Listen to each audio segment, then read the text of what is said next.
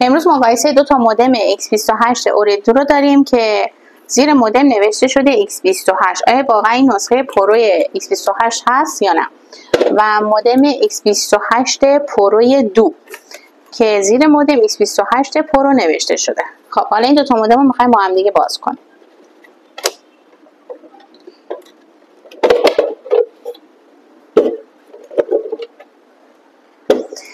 از آنتنای وایرلسشون شروع میکنیم. این دوتا مودم هر دوتا MIMO 4x4 و آنتنای وایرلس کاملا شبیه به همه و روی هر دوتا هک شده X28 پرو X28 پرو. هر دوتا مودم نسخه پرو.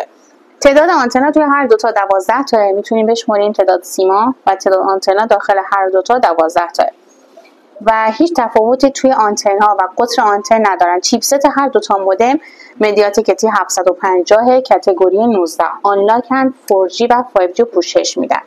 تنها تفاوت این دوتا مودم توی خروجی هاشونه که خروجی RJ11 یا پورت وایپ داخل اوریدو میبینیم و داخل پرو نسخه 2 اونو نداریم.